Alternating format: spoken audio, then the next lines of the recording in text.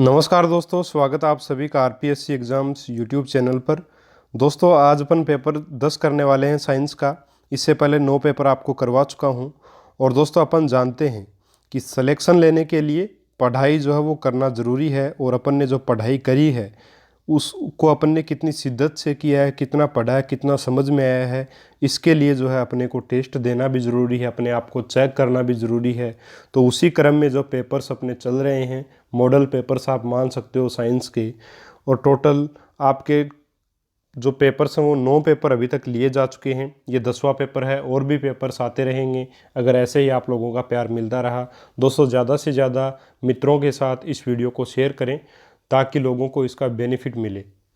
ठीक है दोस्तों, तो शुरू करें। अपना पहला जो प्रश्न है वो क्या है, पौधे व पेड़ का खाना तैयार करने की प्रक्रिया कहलाती है। अपने को क्या बताना है कि पौधे व पेड़ का खाना तैयार करने की जो प्रक्रिया है उसको क्या कहते हैं। 1 फोटोसिंथेसिस, 2 मेटाबॉलिक सिंथेसिस, 3 1 व 2 दोनों, और 4 उपरोक्त में से कोई नहीं। तो दोस्तों पौधे व पेड़ जो खाना तैयार करने की इनकी जो प्रक्रिया है वो दोस्तों क्या कहलाती है। ऑप्शन आपके सामने हैं, कमेंट करके ज़रूर बताएं। और दोस्तों इसका सही आंसर होगा फोटोसिंथेसिस। क्या होगा सही आंसर? फोटोसिंथेसिस। तो ऑप्शन 1 जो है वो प्रश्न 1 का सही होगा। मित्रों अपना प्रश्न नंबर 2 है, क्लोरोफिल में कौन सी धातु होती है। क्लोरोफिल में कौन सी धातु होती है। 1 लोहा, 2 मैग्नीशियम, 3 जस्ता या 4 कोबाल्ट। दोस्तों अपने जवाब ज़रूर दें, साथ साथ कमेंट करके जवाब ज़रूर दें ताकि आप लोगों को पता चल सके कि आप लोग सही जवाब दे रहे हो या नहीं। और ज़्यादा से ज़्यादा लोगों को इस वीडियो से जोड़ें ताकि वो भी इस टेस्ट को अटेम्प्ट करें। ठीक है फ्रेंड्स, तो क्लोरोफिल में कौन सी धातु होती है अपने को बताना है। और इसका सही जो आंसर होगा वो क्या होगा, ऑप्शन नंबर 2 होगा, मैग्नीशियम। क्लोरोफिल में जो है मैग्नीशियम धातु होती है। नेक्स्ट दोस्तों अपना प्रश्न है, मनुष्य की खोपड़ी में कितनी अस्थियां होती हैं। 8, 30, 7 या 34। चारों ऑप्शन आपके सामने हैं, जवाब दें। मनुष्य की खोपड़ी में कुल कितनी अस्थियां होती हैं। तो दोस्तों मनुष्य की जो खोपड़ी होती है उसमें कुल मिलाकर के 8 अस्थियां होती हैं। तो यहाँ पे पहला ऑप्शन आपका सही आंसर होगा।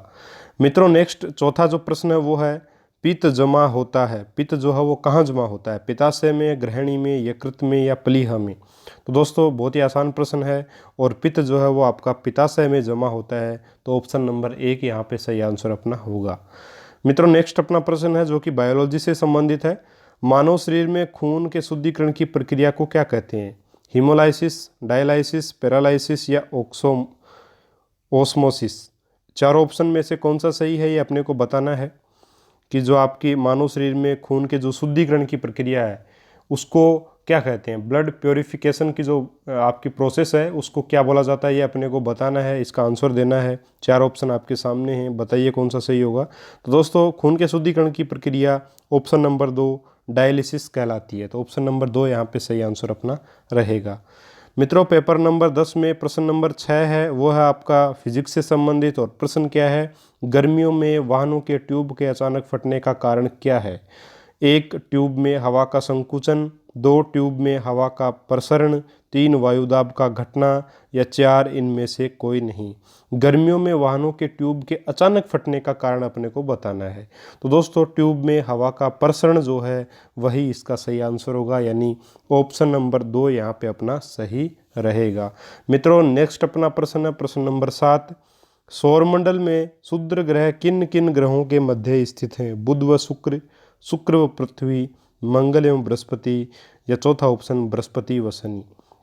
जो आपके क्षुद्र ग्रह हैं वो किन के बीच में स्थित हैं, कौन कौन से ग्रह के बीच में उपस्थित हैं ये अपने को बताना है। ठीक है दोस्तों, तो आंसर दीजिए, ऑप्शन आपके सामने हैं। और दोस्तों इसका जो सही आंसर होगा वो क्या होगा, मंगल तथा बृहस्पति। मंगल तथा बृहस्पति के बीच क्षुद्र ग्रह स्थित होते हैं। ठीक है दोस्तों, नेक्स्ट अपना प्रश्न है, पृथ्वी पर दिन रात बनने का कारण है। पृथ्वी पर जो दिन रात बनने का कारण है वो क्या है ये अपने को बताना है। परिक्रमण, परिभ्रमण गति, पृथ्वी की परिक्रमण गति है। दूसरा ऑप्शन पृथ्वी की परिभ्रमण गति है। तीसरा ऑप्शन आपकी पृथ्वी का अपने अक्ष पर झुकाव होना। और चौथा ऑप्शन है उपरोक्त सभी।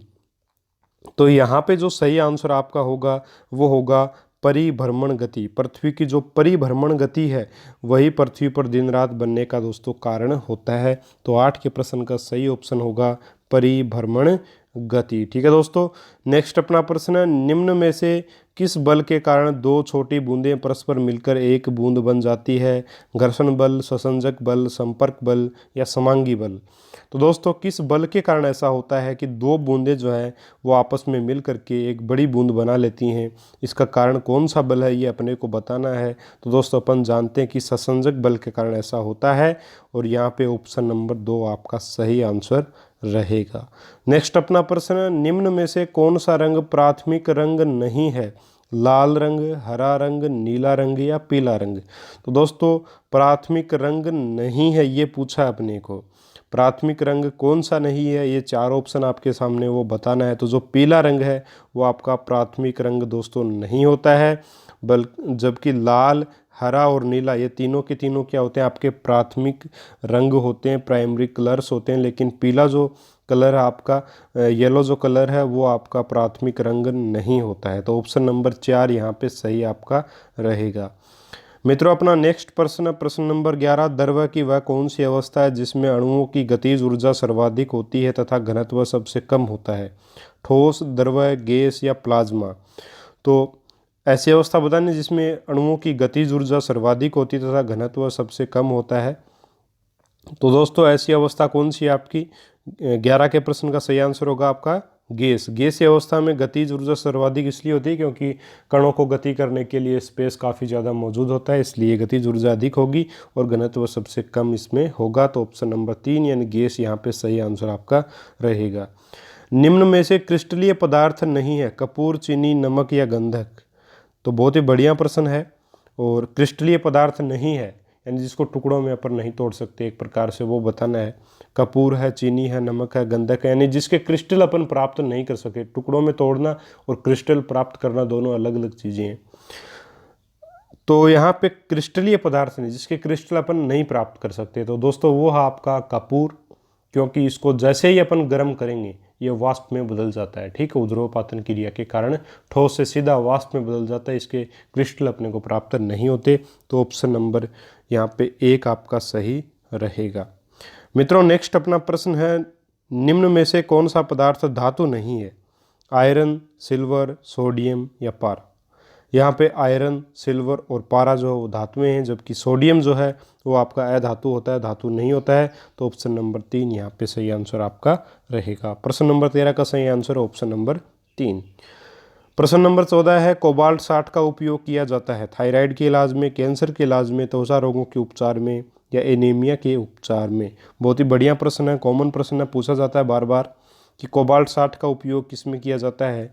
तो दोस्तों कोबाल्ट 60 का उपयोग जो है वो आपके कैंसर के इलाज में किया जाता है। तो ऑप्शन नंबर 2 यहाँ पे आपका सही आंसर रहेगा। मित्रों नेक्स्ट अपना प्रश्न है, पानी को जीवाणु रहित बनाने के लिए ब्लीचिंग पाउडर मिलाया जाता है, उसमें कौन सी गैस उत्सर्जित होती है? अमोनिया, कार्बन डाइऑक्साइड, क्लोरीन और नाइट्रोजन?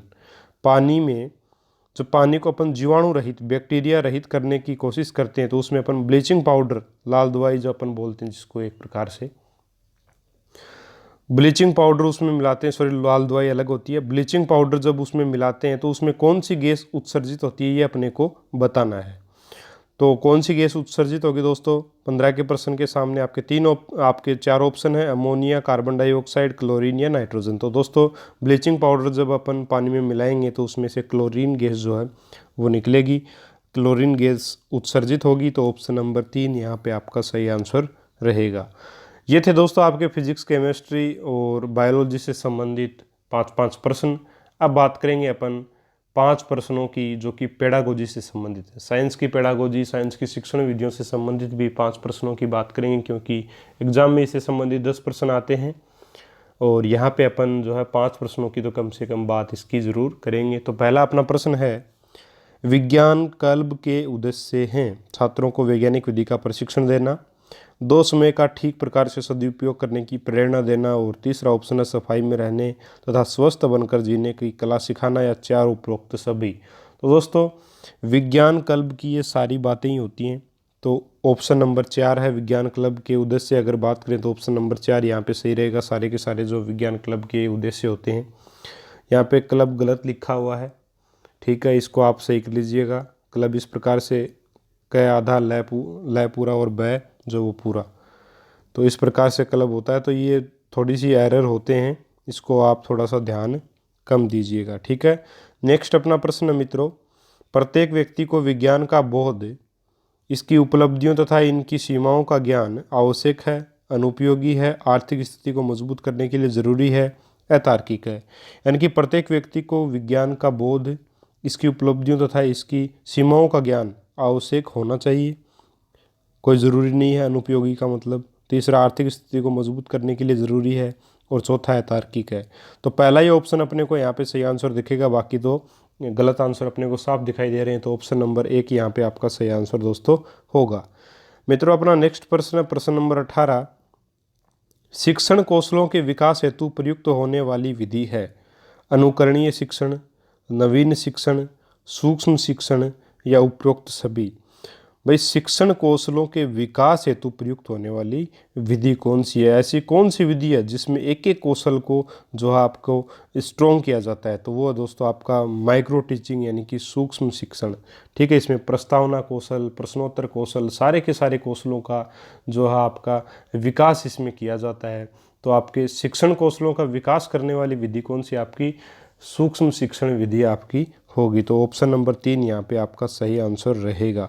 नेक्स्ट अपना प्रश्न है, बालक के सर्वांगीण विकास में सहायक है शिक्षा क्रम या पाठ्यचर्या। फिर दूसरा ऑप्शन पाठ्यक्रम या पाठ्य विवरण, तीसरा शिक्षक मार्गदर्शिका और चौथा अभ्यास पुस्तिका। तो बालक के सर्वांगीण विकास में सहायक कौन है? अभ्यास पुस्तिका जो है वो सहायक आपकी। तो यहाँ पे ऑप्शन नंबर 4 आपका सही आंसर दोस्तों रहेगा।